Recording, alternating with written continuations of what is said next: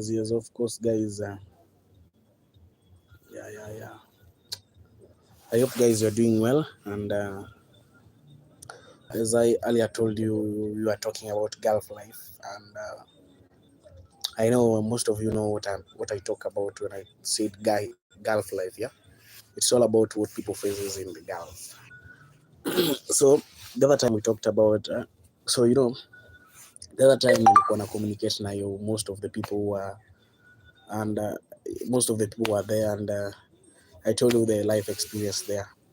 So, guys, today we just want to talk about the kind of situation these people are facing,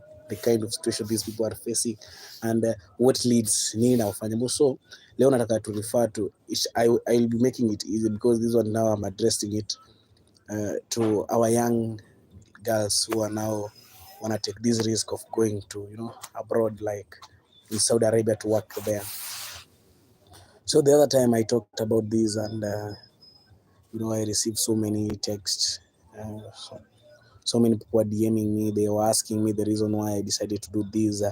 And being that, I had a friend who went to Saudi to look for this job, I felt like, and the kind of life and the situation that is there, this made me to, start a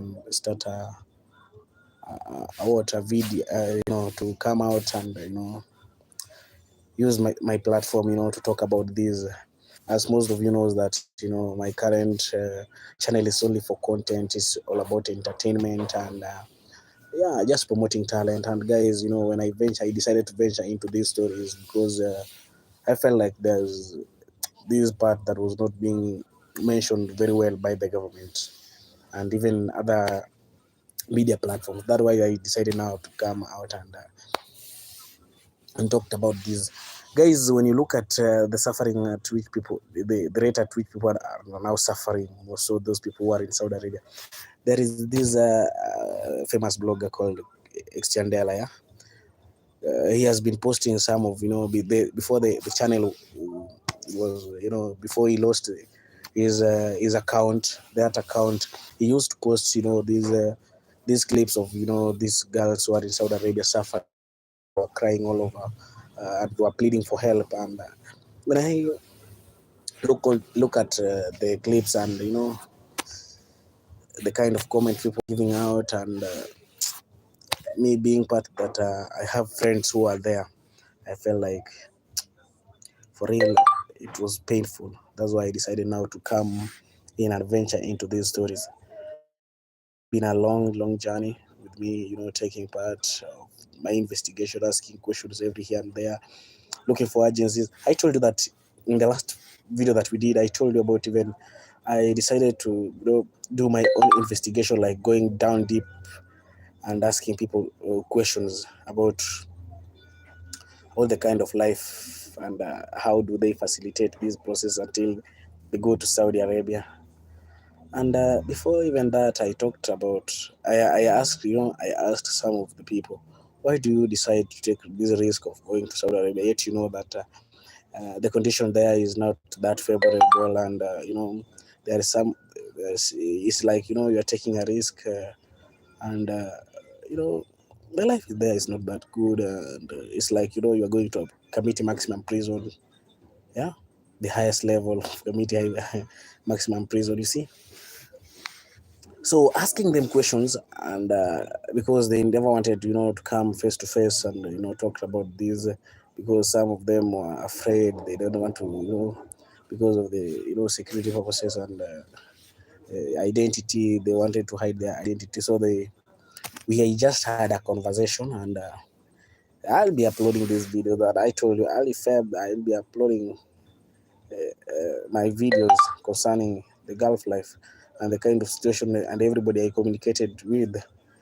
I'll be uploading those videos. So that this what I told you, I asked them the reasons why they decided now to just decide to take this risk of going to Saudi Arabia. Yet there is reported cases of people coming back home dead bodies. Somebody goes to Saudi Arabia to look for work, and after doing like 1 to 2 3 months, then the person is brought back home in a casket, and I told them, why do you want to risk? And they told us, now, do you want us just to sit down and if life is all about taking, this is what they told me. If life, everybody that I asked, it was just, they are taking risk because they need to. So they told me, if life is all about taking risk, and that's the only reasons, and that's the only way that they can make a living, why should they just sit down and relax? Yet there is a source of revenue somewhere that they can fetch. So most of them were, they were talking about their poverty, this poverty, they were frustrated, they don't have even any cash, and somehow they come from poor background. That's why they now decide to take this risk so that they can make a living. Yeah, some of them wako na watoto, they have siblings looking up to them, and they have still, some of them have parents, and the parents are somehow, they are sick parents, and they need some medications. That's why they now decide to go an extra mile of going to look for job outside. So they do take risk to go to Saudi Arabia to look for work. I told you in the last video that we did that you are going there, you don't know anybody. You don't know anybody. It's all about you and you alone. You don't know anybody. You are going there to look for work and you don't know anybody. Yeah. These things is like this. You are going to Saudi Arabia. The person there is called Nana. Nana is somebody who have been there for more than 10 to 15 years. He knows the exact experience. He has the experience and the knowledge of being in Saudi Arabia. He facilitates everything for you as you come. The training you undergo that training, which they facilitate it. Yeah. After that, they they process all the documents required for you for your traveling up to Saudi Arabia. These documents you are being given them.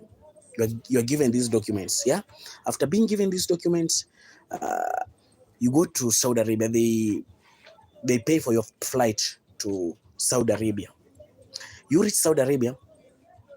These documents are now taken away by the Nana. For you not, this is like now wanataka kufanya anything possible to make you, it's like, they don't want to give you they don't want to give you any chance of, going back to your country. So watachukua hizi document and then they keep these documents away from you. You are being taken to a certain house to work there. These documents are taken away by the Nana. Nana, as I just told you, Nana is the person who brought you from Kenya to go and work in Saudi Arabia. He facilitated everything that you required so that you go to Saudi Arabia. Reaching Saudi Arabia, these documents are taken away by Nana. She keeps them, yeah? She keeps them away from you. The main reason why she does that, so that you don't run away. You don't run away until your contract is it's complete. You don't run away. Yeah. Nana is the person. Okay, somebody's asking Nana.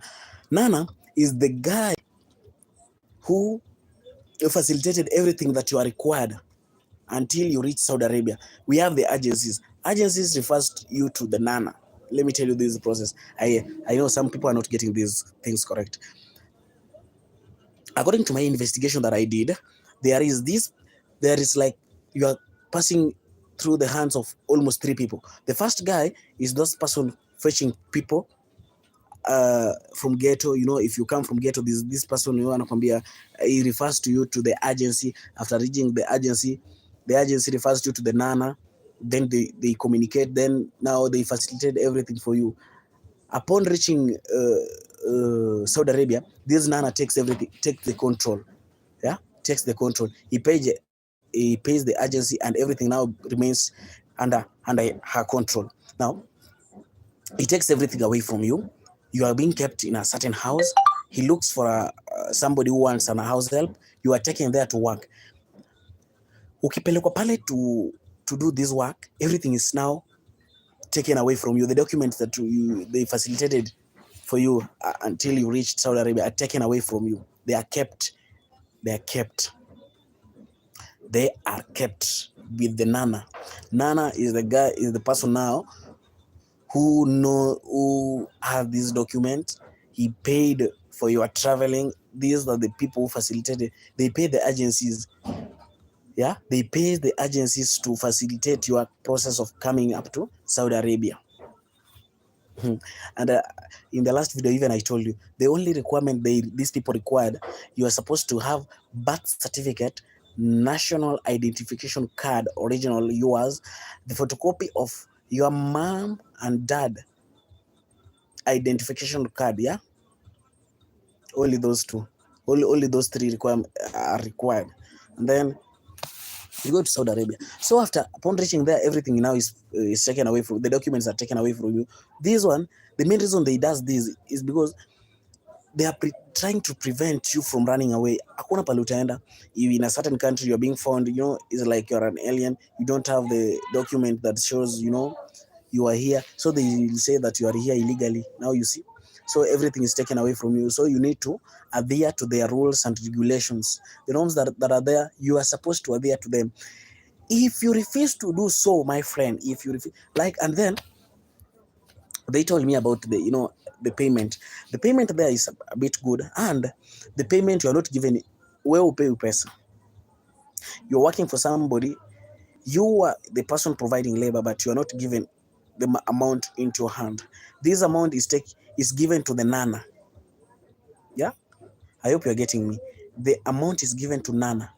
Nana cuts the share, and I take a share and then gives you your share. The main reason they do this, wanasemaga, we are the people who facilitated your everything that you are required for you to travel into Saudi Arabia. So after that, you are supposed to pay them, yeah, for facilitating every process that to facilitate every process. You see, to facilitate every process that you are. Sorry, to facilitate every process that you are. To facilitate the process of you coming to Saudi Arabia. So this money is taken there, anachukua the share, anachukua share yake. After taking her share, ndio sasa anakupea yako. So if you are to be paid 60, they told me the amount there. If you are somebody who have experience and have been to Saudi Arabia, they pay you 35, not less than 35, ranging 35 to 30 to 35, ranging 30 to 35. But if you doesn't have the experience, it's like you are paid 20 to 27, 20 to 27. If you don't have experience, you are paid 20 to 27. So of that amount, 100% of that amount, now 70% goes to the Nana, 30% goes to you. And this, you work for a contract, to sign a contract of, if you want to work there, you work. If you are there to work for 15 years, una sign you are working for 15 years. If you are there to work for 7 years, una sign you work there for 7 years. And let me tell you something, guys, you don't know, is that if you're working there for 15 years,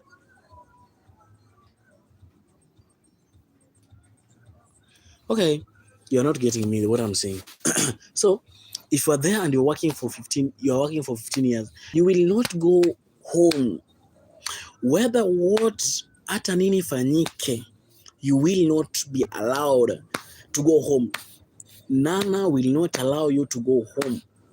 Nana will not allow you to go home. You are to stay there until umemaliza kumlipa pesa zake. Anasemaga, the amount that she used to facilitate your coming, you must refund that money.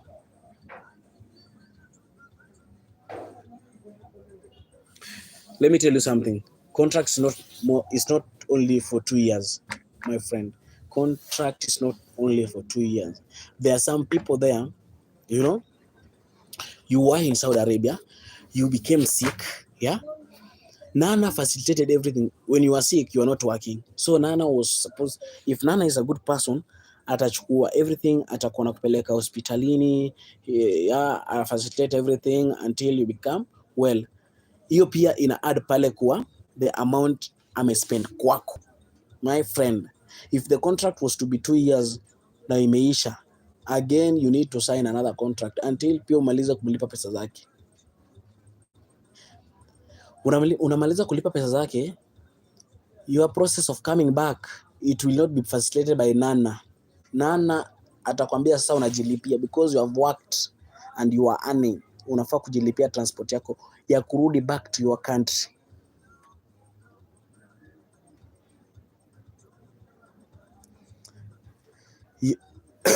Nimo Ras, you are not getting something here. You're not getting something here. So because, some people are not even understanding this. I told you some people are not understanding this.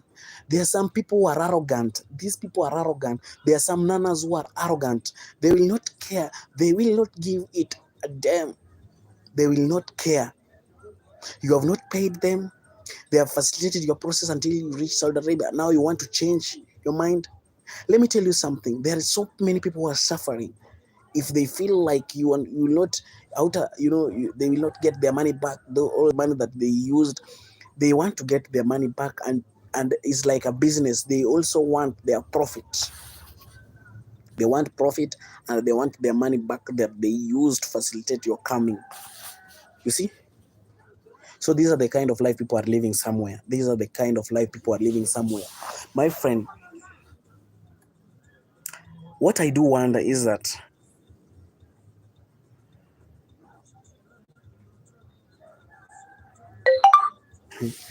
okay, it is there. Let me tell you something. If you watched my first video, I talked about like our girls who are working in Saudi Arabia. There are some who are, they feel like they want to date somebody in Saudi Arabia, and the consequences are also there. You can get somebody who is good, somebody who is caring and loving, and then you start dating. And some people even atakudanganya for the first time. Like there are these cases of death. People mnasiaga somebody is dead, mtu amekufa, and amekufa tu watu wajua amekufa aje, mwingine pia alikatwakatwa. You don't understand, you don't get it well. I asked this, wananiambia when you reach Saudi Arabia, Nana atakupea nyumba pale unakaa, pale unaishi. This Nana atakupea nyumba pale unaishi. Au pale unaishi, yeye ndiye amekuweka pale until you get work au utalipia. So kuna wale watu wanakuanga wamewekwa pale but wanataka kujifanya eti wao ni wajuaji. Na huko pia Nana atakubalia utembee. Sasa yeye juu anajifanya yeye ni mjuaji, she looks for somebody else, she looks for a partner, anasema eti anampendwa, anakatiwa, they start dating, and then anaambiwa anatoka kwa Nana, kwa hizo nyumba Nana amewapea waishi, anaenda na kijana. So unapata like umeenda huko, then according to how you planned everything, unasikia like anakuambia ufanye hivi but you don't feel like kufanya chenye anakuambia. So uta feel like kwani huwa ananifanya anataka aje na mimi, and then you decide okay, unataka ku run away. So ata take advantage because you are like an alien. He will take an advantage of you. He will take an advantage of you because you are an alien. You are somebody. You are an alien in that country. Ata take advantage of you. Now you see, through this process, hata anaweza kufanyia kitu mbaya ya kuue, yeah, because you don't have relatives in Saudi Arabia. Now you see. So guys, there is a lot of suffering. I told people, nataka ikuwe hivi, if it is possible by the Kenyan government and Ministry of Labor, if it's possible, what Kenyan government should do, they need to sit down. And by the way, I just want to ask one thing in the comment section, please guys tell me, because I've heard so many the way some people are telling me you are too small, how did you manage? I have a national identification card, so, and I'm big enough to to do my own investigation, because this is what I feel like I should do. So I had so many some interviews with these people who are in Saudi Arabia, some who went to Saudi Arabia and again they are back into Kenya, and the agencies, some agents who are now taking people to Saudi Arabia, and they told me so many things. And this video, I told you I'll be releasing the exact video. I'll be releasing exact video, the documentary that I've done through the courtesy of some people who decided to, help me. You will see. You will see. You will see how these things are processed. Like, guys, let me tell you something. Do you remember there was a church that walipata wasichana wengi sana wamekaa, and they were promised work, wakakalishwa kwa the same house. Yeah, those people were to go to Saudi Arabia. Among those people who are there, I had that conversation with two of those girls when walikuwa kwa hiyo room, waliniambia everything. So guys, the video is coming. The video is coming this soon. The video is coming. What I can just tell you is that, trust me, my friends, the video is coming, and you will see this process. You will see everything that happens. And if possible, I'll ask one of my friends who are there working still in Saudi Arabia. Yeye naye ameniambia alipata mtu mpoa, anakaa life ingine smart sana.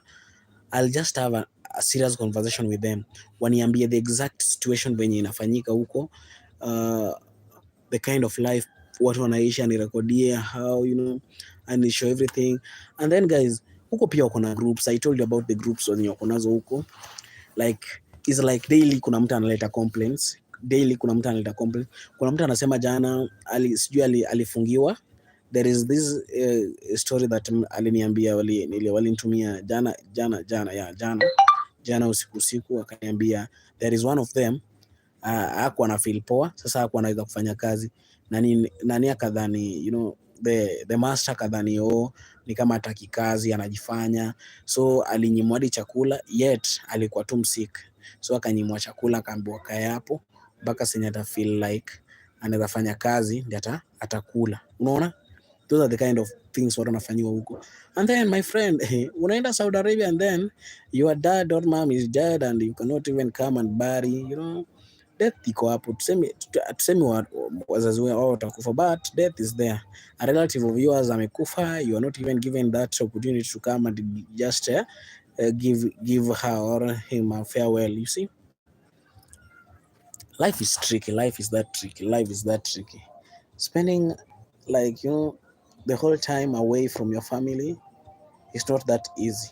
It's not that easy. It's not that easy. According to me, it's not that easy. So what I can just urge my fellow Kenyans, most all the ladies who are going to Saudi Arabia to look for work, take it serious, guys. Take these things serious. If the government is not yet to establish ways where your rights can be, your rights can be protected as you go to work to Saudi Arabia, please just ignore this going to work to Saudi Arabia. I know it's like taking a risk. You want to take a risk because there is opportunity there. Yeah, there is an opportunity there. But for me, my friends, I don't feel it's it's not a good way. That's what I feel. It's not the good way. Yeah, that's not the good way of doing these things. That's not the good way. We just need to focus and wait for the government to do something, protect so that your rights can be protected as you work in Saudi Arabia. Yes, your rights are more important. Your rights are more important. So for today, I thought that we were just to share this.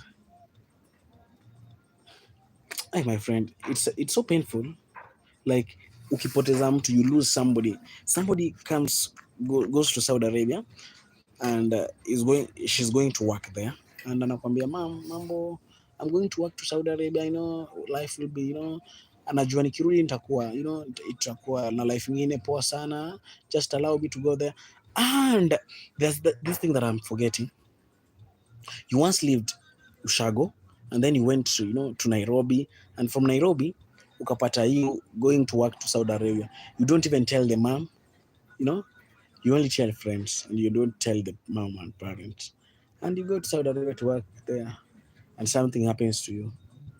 Yeah? We are not wishing that something should happen to you, but tunasema tu in case something happens to you, and the parents even are not aware. You see now, you see, you see what will now happen to you.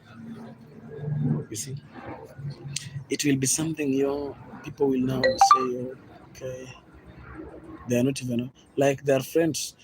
Like when I talk to, there is a friend of mine called Amy. She's working in Saudi Arabia. She told me that in their group, in that group that they're there are some people, they never told anybody they were going to work to Saudi Arabia. Mara mwingine anasema I'm just going to Mombasa to look for a work. Kumbe wanaenda Saudi Arabia outside the country. You're not even telling neighbor. You're not telling family and friends. Now you see. What about if something happens to you? Hapo ndio utaanza kupiga simu. Saa zingine unapiga simu haipatikani. Guys, to our ladies who want to go to work in Saudi Arabia, just be honest. Tell your parents. Tell everybody. Just be honest. That's what I can just tell you. Be honest. Be honest. Be honest. Just be honest. Tell your parents or relatives or family members that I'm going to work to Saudi Arabia. And upon reaching Saudi Arabia, just inquire if wanaweza kupea details zao, utumie wazazi, uonyeshe wazazi pali huko, so that in case anything happens, wanaweza pigia wazazi.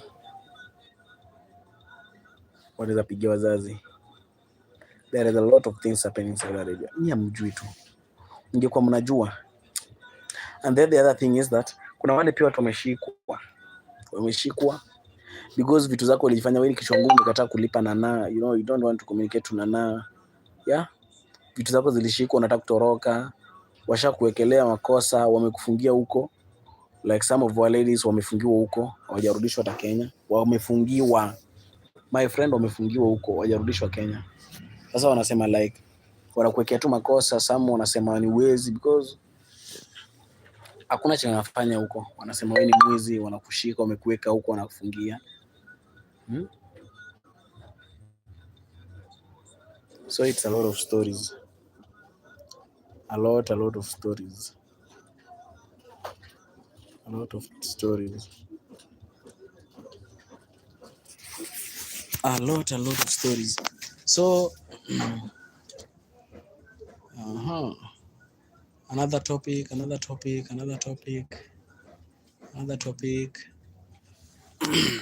I think that one was just by the way. So next story we'll talk about it on our next video. So guys, thank you for watching. My name is MC Durga and this is Durga's TV show, your number one online TV show. Keep supporting by subscribing, because it's all about subscribing, comment, like and share, so that this information can reach so many people. So guys, thank you for your time.